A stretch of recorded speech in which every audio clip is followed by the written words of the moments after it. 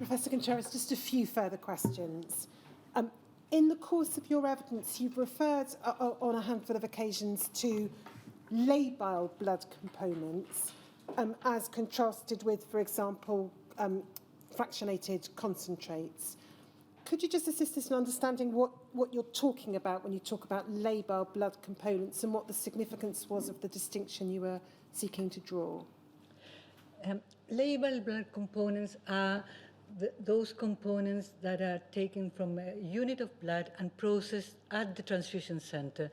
That means red cells, platelets, if you spin a unit of blood in the centrifuge, then you get the heaviest particles at the bottom, and those are the red cells.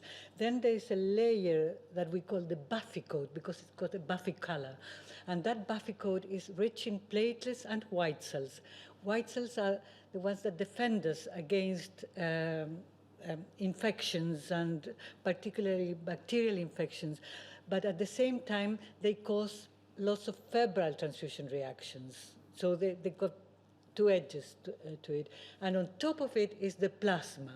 And the plasma, we use it either as fresh frozen plasma that we freeze immediately within 8 hours of collection, ideally, or 6 hours of collection, and or we make cryoprecipitate out of it. And that means processing the plasma and freezing it and then thawing it very slowly and getting a concentrate of factor VIII that is the precipitate, the cryoprecipitate, that is in a much smaller volume than a unit of plasma that will have 205 or 250 or 300 milliliters, and the cryo will have all the factor, or most of the factor VIII and fibrinogen in it for coagulation, and it will only have 50 to 55 milliliters. So when you talked about labile blood components, that's what you're describing as a, yes. as a group of components as distinct from the fractionated products that might be produced at BPL from the plasma sent for fractionation. And the fractionated products are factor albumin, that used to be called in all this PPF, factor VIII, factor IX, immunoglobulins, etc. Thank you. Now, completely different topic.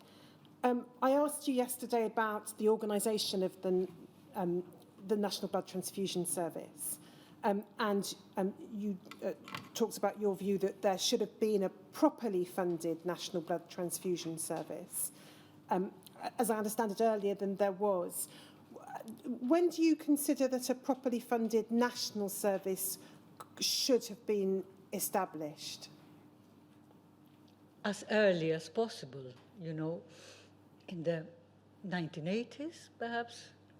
Yeah, when we saw that there was evidence of discrepancies and also of some centers having lots of blood and some centers collecting more blood than others and not being able to supply the demand. So yes, as early as possible. And then I asked you yesterday about the discontinuance of the regular regional transfusion directors meetings, which came to an end in January 1989, after the National Directorate was set up. If regional transfusion director meetings had continued beyond January 1989, do you think that would have made a difference to or possibly improved decision-making as regards the introduction of hepatitis C screening? I do not think so. I think it would have been even more complicated. You know, it was 15 decisions, and there was a National Management Committee. I don't think, no, because it was not a director's decision. It was. Next, I'm just going to ask you about some matters arising out of the introduction of the hepatitis C screening in September 1991. Do you know whether all regional transfusion centres adopted a 100% HCV testing of all blood on the 1st of September 1991, or whether it was rolled out with effect from the 1st of September 1991. I believe, but I'm not totally sure, that we all introduced anti-CV screening on the same day or around the same day. In terms of use-by dates for blood components, there's guidance about that in the Handbook of Transfusion and other sources. I don't need to ask you about the detail of that, but do you know whether those dates were always followed in practice, or was there a variable position in terms of whether they were adhered to or not? I don't think that anybody used blood beyond its expiry date. So it could have been 28 days or 35 days, depending on the anticoagulant and the additive solutions. And for fresh frozen plasma as well, a year, and platelets, they would have, I believe that most hospitals would not have taken the risk of using it after expiry. I know that some of the private hospitals that we supplied tried to return blood to us as soon as possible so that they were not charged.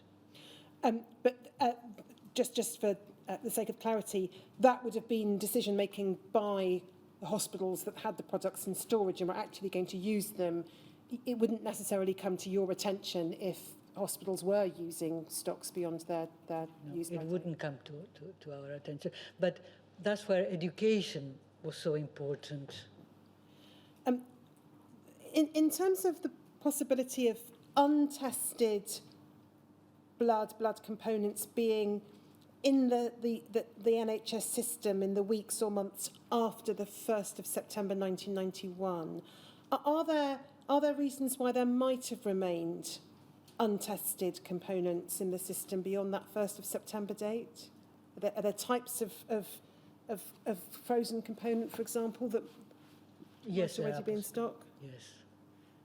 Are there any other reasons you can think of as to why there might have been untested components still in use beyond the 1st of September 91?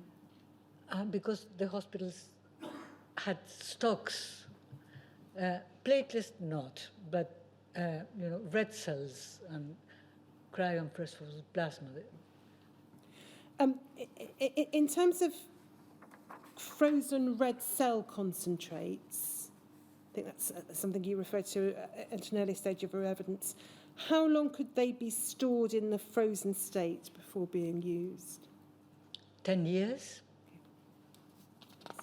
or perhaps more if it's very rare. This is then final cohort of questions, again on a completely different topic. This is about apheresis donors. How were apheresis donors selected or identified?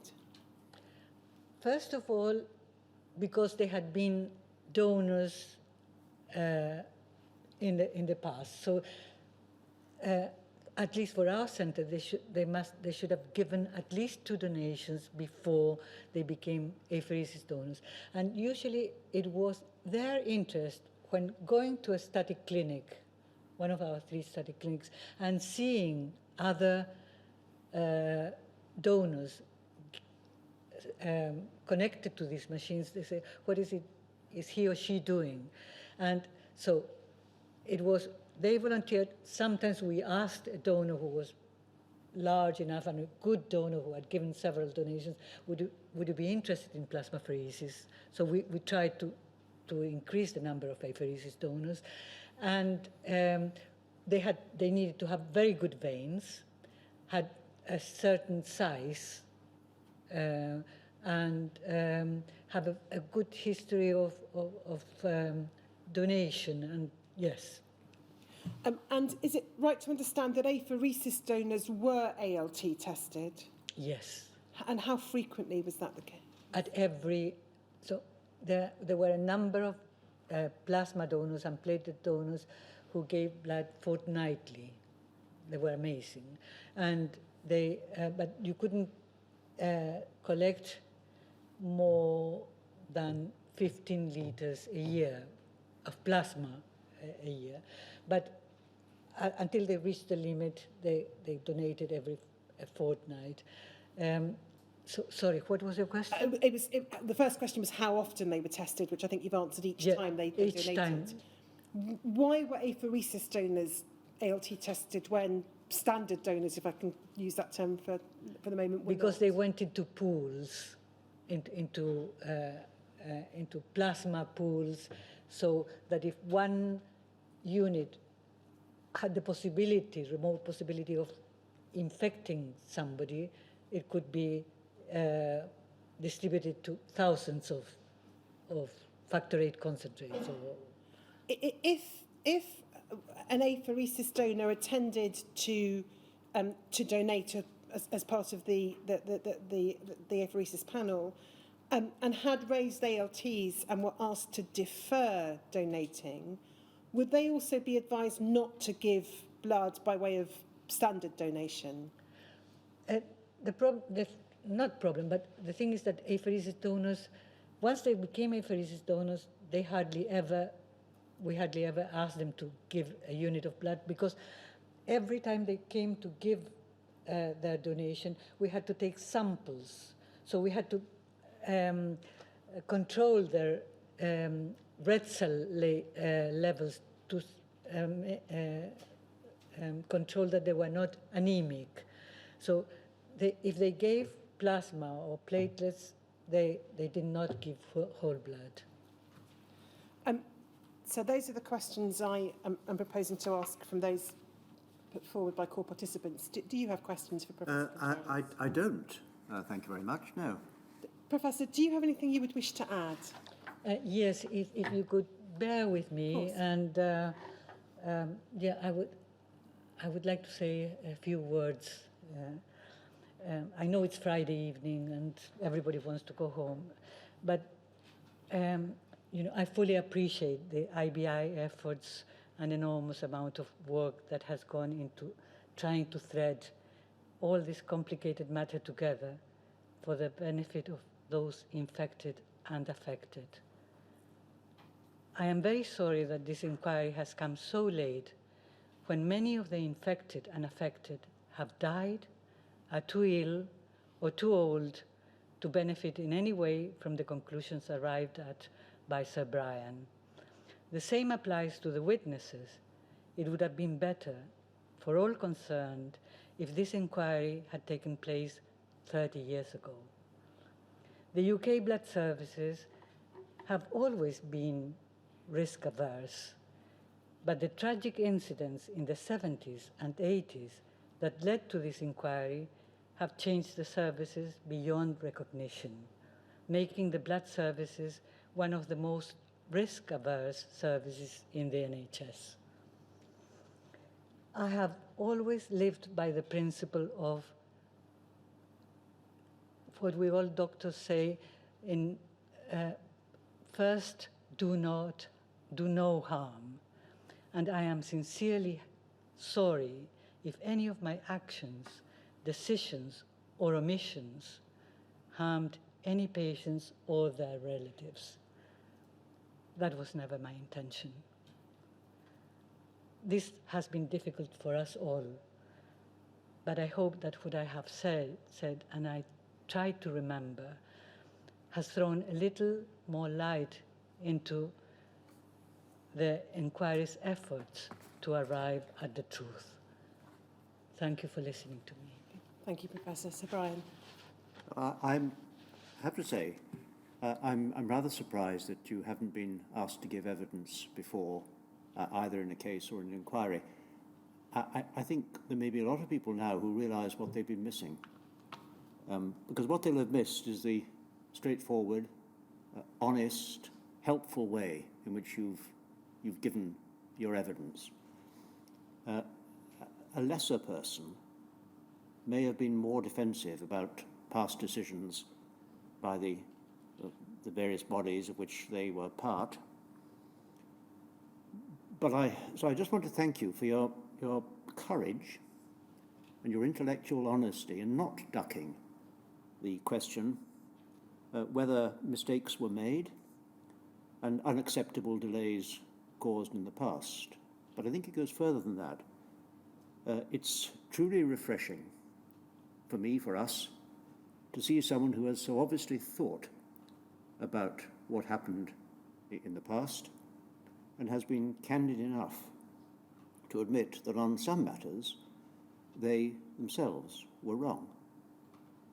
I'd just like to thank you for having had the strength of character to do that. It is really appreciated. Thank you so much, sir. That's obviously it for today. We resume next week, sitting every day next week. So we resume on Monday with the evidence of Dr. Entwistle. Dr. Entwistle, yes. And then we have a full day of different witnesses for the rest of the week. Yes, so it's 10 o'clock on Monday, and I expect it will be 10 o'clock every other day next week.